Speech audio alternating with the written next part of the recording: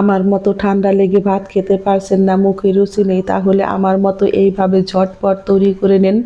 টমেটোর ভর্তা গরম গরম রুটি ভাতের সাথে খেতে হয় কিন্তু দুর্দান্ত মজার। আজকে আমি 3টা টমেটোর ভর্তা তৈরি করব, আর টমেটোগুলো কিন্তু একদম ফ্রেশ। এগুলোকে আমি কিন্তু বেশ ভালো করে ধুয়ে 4 টুকরো করে কেটে নিয়েছি। চলে যাব চুলায়। চুলায় আমি কিন্তু ফ্রাই প্যানে দিয়ে দিব এখন অল্প পরিমাণে একটু সাদা তেল। এখন টমেটোগুলো দিয়ে কিন্তু আমি এর মধ্যে দিয়ে দিব 1/2 চামচ পরিমাণে লবণ,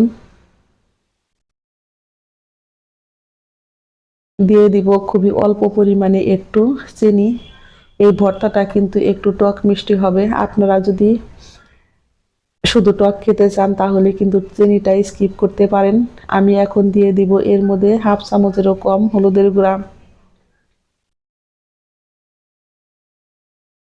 এখন সমস্ত কিছু দিয়ে কিন্তু বেশ ভালো করে চুলার আঁচটাকে লোতে রেখে এইভাবে আমি টমেটোগুলোকে খুব সুন্দর করে ভেজে নিব। হ্যালো বন্ধুরা, সুলতা কুকিং রেসিপির পক্ষ থেকে সকলকে জানাই স্বাগত।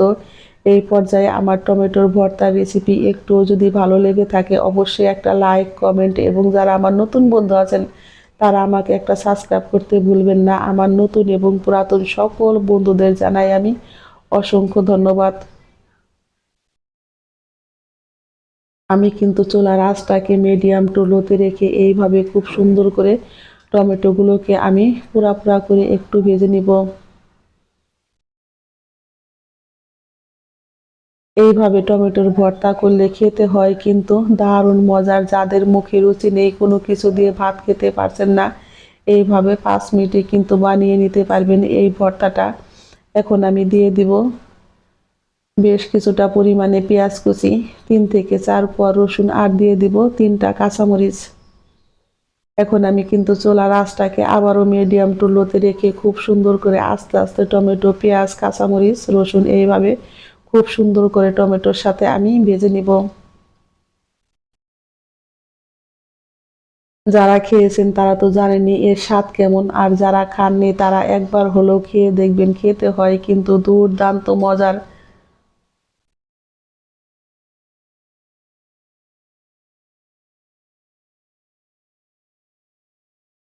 আমার টমেটোটা কিন্তু সিদ্ধ হয়ে গেছে। এখন আমি এইভাবে কিন্তু চুলায় থেকে নেড়ে নামিয়ে নিব। দেখতেই পারছেন আমার রসুন পেঁয়াজ কাঁচামরিচও কিন্তু খুব সুন্দর ভাজা হয়ে গেছে। আমি টমেটোগুলোকেও কিন্তু ছেনির সাহায্যে এইভাবে একটু ম্যাশ করে নিয়েছি। টমেটোর থেকে কিন্তু পুরা জলটা যখন শুকিয়ে যাবে তখন কিন্তু বুঝতেই পারবেন এইভাবে কড়াইতে লেগে ধরবে, তখন এই টমেটোগুলো আমরা ফ্রাই প্যান থেকে নামিয়ে নিব। আর এইরকম পোড়া করে ভাজি করলে কিন্তু টমেটোর ভর্তাটা খেতে হয় দুর্দান্ত মজার। আমি এখন চুলায় থেকে নামিয়ে ঠান্ডা করে নিব। চুলায় আমি আবার একটা কড়াই বসিয়ে দিয়েছি। এখন আমি 5টা শুকনা মরিচ এইভাবে কিন্তু খুব সুন্দর করে অল্প পরিমাণে তেল দিয়ে এগুলোকে আমি লাল লাল করে ভেজে তুলে নিব।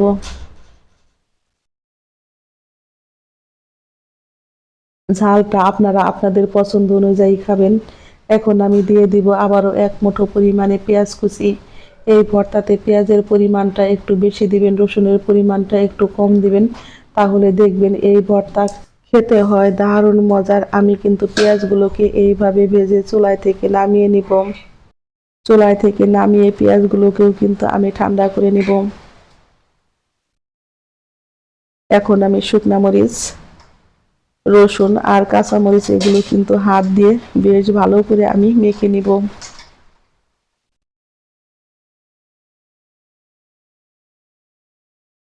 হাতে মাখা টমেটোর এই ভর্তাটা খেতে হয় কিন্তু দুর্দান্ত মজার।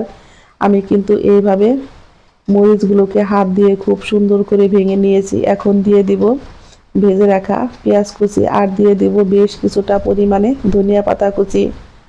ধনিয়া পাতা আর পেঁয়াজ দিয়ে কিন্তু আমি আবারও বেশ ভালো করে মাখিয়ে নিয়েছি। এখন আমি দিয়ে দিব টমেটোগুলো।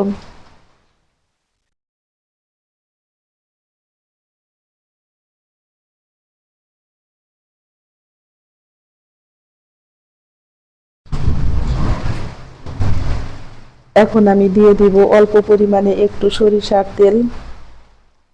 তেলটা দিয়ে কিন্তু আমি আবারও হাত দিয়ে বেশ ভালো করে একটু চটকে মেখে নিব। ঝটপট তৈরি হয়ে গেল আমার টমেটো দিয়ে মজাদার টমেটোর ভর্তা। সকলেই ভালো থাকবেন, সুস্থ থাকবেন। আমি আবারও ফিরবো নতুন নতুন কোনো রেসিপি নিয়ে। ধন্যবাদ সবাইকে। আমি লবণটা দেখে নিব ঠিক আছে কিনা। লবণটা একদম পারফেক্ট আছে, খেতেও হয়েছে কিন্তু দুর্দান্ত মজার।